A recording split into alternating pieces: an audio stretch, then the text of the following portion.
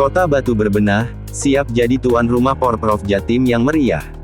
Kota Batu tanda hubung persindonesia.co.id, gemuruh persiapan Pekan Olahraga Provinsi Porprov Jawa Timur 2024 semakin terasa di Kota Batu. Event bergengsi yang akan digelar akhir Juni hingga pertengahan Juli ini tak hanya menjadi ajang adu prestasi atlet, tapi juga momentum kebangkitan pariwisata lokal. Sujud Haryadi, Sedirektur Utama PT Selekta, tak bisa menyembunyikan antusiasmenya. Pemesanan kamar melonjak drastis. Satu kontingen saja bisa booking 10 kamar sekaligus, ujarnya dengan mata berbinar. Fenomena ini disebutnya sebagai berkah ganda. Porprov jatuh pas libur sekolah. Prediksi kami, kunjungan wisatawan bisa naik 40% dibanding hari biasa, tambah Sujud sambil menunjuk grafik pemesanan kamar yang terus meroket. Ini kan, ketika di organisasi seperti itu kan apapun dengan sosial, jadi bagaimana kita membangkitkan diri untuk perkembangan pariwisata dan budaya restoran di Kota Batu, terutama ini kan seluruh pariwisata. Tapi memang saat-saat seperti ini bukan saat mudah, karena satu masih ada keterbatasan administrasi dari pemerintah pusat mengenai kegiatan MICE, seperti meeting, insentif, conference, maupun expo itu dibatasi. Kalau sebenarnya bahasanya yang tepatnya ya bukan berarti tidak boleh dilaksanakan. Bahkan untuk perpisahan aja wisuda sekolah diadakan sampai ke bawah, sampai SD pun, sampai TK sekalipun tidak boleh dilaksanakan. Memang kurang cukup lah. Itu yang direct langsung terkena kepada berpengaruh pada pencapaian pendapatan atau revenue dan restoran kami. Itu yang direct. Tapi ya juga yang indirect apa? Dan tidak langsung yaitu ketika kebijakan pengetatan belanja pemerintah dalam segala sektor ya, kegiatan hotel dimana bahkan untuk infrastruktur semuanya itu diketati semua, akhirnya kan semakin mengurangi perputaran uang ini di negeri ini, sehingga finally akhirnya melemahkan daya beli masyarakat.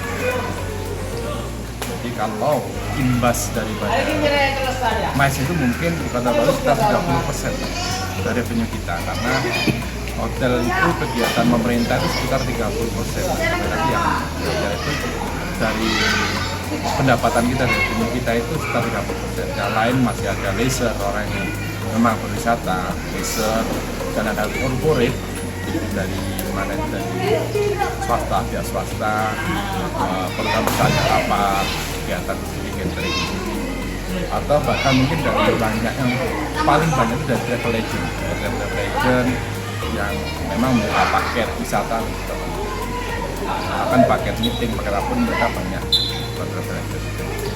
Nah, ketika itu pengaruhnya daripada MICE yang dari 30%, tapi daya beli masyarakat itu akhirnya mengurangi juga. Tamu kita dari travel agent, tamu kita dari corporate juga berkurang, tamu kita yang leisure yang bersenang-senang hanya wisata juga berkurang, sehingga akhirnya finally kita terhantam lebih dari 50% sebetulnya revenue kita di 5 bulan pertama ini. Tapi alhamdulillah kemarin kita yang menyejukkan hati, Mendagri buka keran lagi untuk boleh kegiatan meeting, rapat di hotel atau ASN. Tapi di sisi lain ada lagi kemarin dari Kementerian Keuangan, itu ternyata uang rapat dinas di hotel itu ternyata pakai ASN dihilangkan. Jadi ini juga gimana ya? Satu sisi itu dilema juga. Satu sisi itu benar-benar akan bukanya keran untuk rapat hotel boleh itu tidak akan mengangkat okupasi hotel tentunya. Tapi di sisi lain ketika mereka itu boleh rapat tapi tidak ada uang dinas, uang rapat ataupun lumsum bahasanya itu nggak boleh. Dan itu juga bingung juga kita. Apakah mereka masih akan berlomba-lomba untuk rapat hotel atau mereka justru akan ngapain kita jauh-jauh keluar kota ketika tidak ada uang untuk. Tapi intinya bahwa kami BRI Batu tetap optimis dan tentunya seluruh anggota BRI pun siap dengan siapapun. Tapi kami lebih berharap pemerintah untuk membuka semua keran lagi, tidak hanya untuk untuk apa di hotel, tetapi juga seluruh belanja mereka dibantu semuanya, sehingga akhirnya daya beli masyarakat terus naik dan akhirnya tetap kita berimbas pada kenaikan okupansi hotel di Bali. Jadi tidak semata-mata gara-gara kegiatan pemerintah yang di hotel aja, tapi semua kegiatan pemerintah di luar hotel pun itu berpengaruh pada okupansi. Kita tetap optimis, kita tetap bisa jalan. Dan sementara kemarin pertama kita menyiapkan data untuk pengeluaran dan untuk costing kita, untuk semua expense kita yang keluarkan kita benar-benar tekan agar kita bisa survive, bisa bertahan dalam situasi yang dan alhamdulillah ini 5 bulan pertama kita sudah lulus. Semoga bulan ke-6 bulan seterusnya ini kita bisa dapat peningkatan lagi untuk okupansi hotel. Artinya kan ini sangat dirasakan anggota BRI. Apakah hanya itu aja strategi BRI atau strategi lain maksudnya? Nah, strategi kan ada dua. Jadi kita strategi ke internal kita, ke dalam, atau strategi keluar kita. Ke dalamnya pasti tetap. Jadi bagaimana kita menekan cost kita, expense kita. Tapi yang strategi keluarnya, tentunya kita banyak lagi untuk kita promosi dan pemasaran. Dan tentunya tetap juga ya, kita sponsor apapun, kita marketing kemana-mana, promosi, ketika sudah sampai di suatu daerah tertentu, daerah tersebut melarang untuk melakukan perjalanan keluar dari provinsi mereka, atau tidak boleh ada rapat, itu kan tetap mengaruhi. Tapi kita tetap berharap kita mengejar corporate, pihak swasta, BUMN, dan juga tetap kita mengejar travel agent yang ada di kota-kota lain. Tapi intinya bahwa tetap kita pasarnya kan semakin tinggi, tapi yang berebut untuk pasar itu mengecil, tapi yang berebut ini kita tetap, jumlah kita hotel di Batu tetap sama, bahkan cenderung meningkat kamar kita, tapi pasarnya semakin mengecil. Ini kita berebutnya itu bagaimana kita antar hotel yang semuanya ini bisa kompak bersatu di Batu ini untuk merebut tamu. Saya di bidang loncat indah di Aquatic Provinsi Jawa Timur. Ini adalah ajang besar saya. Target saya itu adalah porprov pertama ini dalam seumur hidup yang porprov pertama ini di Malang Raya. Nah, kenapa kok saya tunjuk di Batu? Karena Batu ini tempat yang memadai hanya di sini untuk loncat indah. Selekta. Makanya itu saya di sini untuk mengadakan tuan rumah porprov di Batu. Untuk nomor-nomor saya di sini di Dekan Koni Jatim 10 nomor, jadi 5 putra, 5 diberikan sama daerah-daerah se-Jawa Timur. Kalau pesertanya dari kemarin saya melihat itu antara kurang lebih 75 sampai 80 se-Jawa Timur, se-Jawa Timur. Ini yang dilakukan dari 15 kota kabupaten. 15 kota.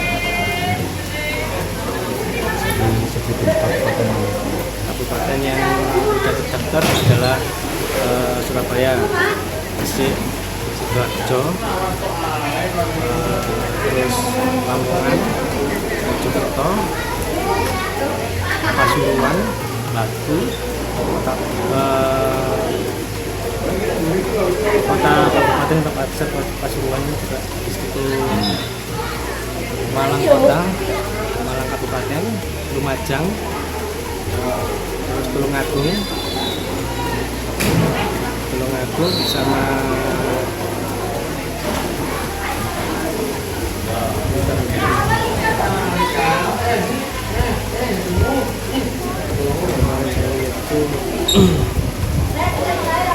Bangkalan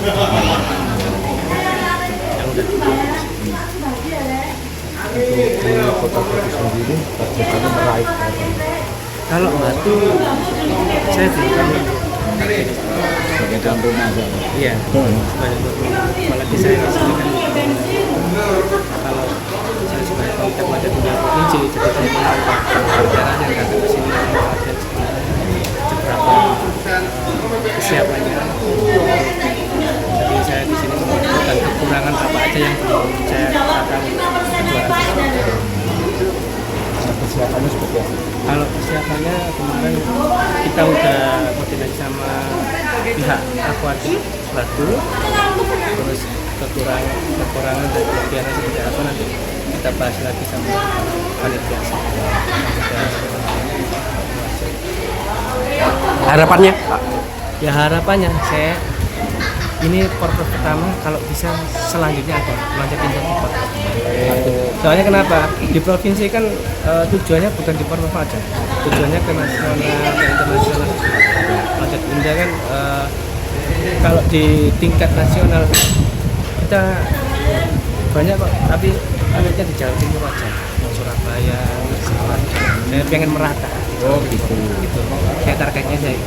Artinya cabur ini Baru pertama. Jawa Timur. Iya, baru. Siap. Matu. Perkenalkan, saya pelatih loncat indah Kota Batu bersama asisten pelatih saya Bu Citra. Nama saya Abdul Muiz, namanya Bu Citra. Di Kota Batu ini ada 8 atlet khususnya di loncat indah yang kami turunkan dengan kategori 0, tepi 0,5, 3 meter hingga 5 meter gitu. Untuk target Kota Batu kita berusaha yang terbaik. Kami berharap bisa sampai 2 medali. Bisa diberi kesempatan lagi bisa lebih dari 2 medali tersebut targetnya. Untuk target hari ini mulai apa? Proyeknya ini kita sudah melakukan 70% persiapan. Targetnya minggu depan lagi sudah masuk ke 80%, yaitu pemetakan nomor-nomor yang akan digunakan per nomor masing-masing. Nah, 8 atlet tadi yang diturunkan, laki-laki berapa, perempuan berapa? Laki-lakinya ada 4, putrinya ada 4. Jadi putranya 4, putrinya 4. Untuk nomornya tadi terdiri dari tepi 0,5, 1 meter, 2 meter, 3 meter sama 5 meter. Pas umurnya mungkin? Kelas umurnya kita umum mulai dari kelas 3 SD ya. 3 SD sampai ada yang kelas 1 SMP. Siap. Persiapan nanti ini kan baru ya di porprov ini. Benar, baru masuk tau ya Cabur ini kan Ya, cabur loncat indah memang pertama kali untuk di Kota Batu. Ya, harapannya seperti yang disampaikan Pak Muki tadi, kita bisa punya target. Entah itu 1, 2, 3, alhamdulillah kalau bisa melebihi. Itu hanya harapan pelatih. Tapi dari Kalau untuk usahanya kami sudah melakukan latihan dimulai dari bulan Februari. Sudah lama kita latihannya, terus kemudian setiap minggunya kita 2-3 kali. Ketika menjelang porprov ini kita sudah melakukan latihan seminggu. 1 minggu itu istirahat cuma 1 hari untuk anak-anak. potensi atlet untuk tempat indah ini di Batu seperti apa sih? Sebenarnya kalau di Batu ini sangat menunjang karena kita sudah punya di Selekta ini ada papanya, cuma ya itu tadi karena kita masih baru ya semoga nanti ke depannya loncat Indonesia bisa Lebih dari belakang. gitu. Dari 8 ini apa melalui seleksi? Ya, kita Seleksi dulu. sebelum ada ini kita punya 13 apa 14? 14 Dari atlet. 14 orang. Ya, ada 14 atlet. Terus kemudian kita seleksi yang mumpuni yang layak 8. Sebenarnya yang lainnya juga layak, cuma berhubung kita jatahnya cuma 8 ya. Kuotanya cuma 8 itu jadi kita mengirimkan 8. Kenapa tidak minta jatah? Nah itu kepinginnya seperti itu Pak. Nah itu kan dari pusatnya. Oh, Kalau lebih saya mau ya 10 semuanya gitu. aja. Kan kasihan kalau seleksi.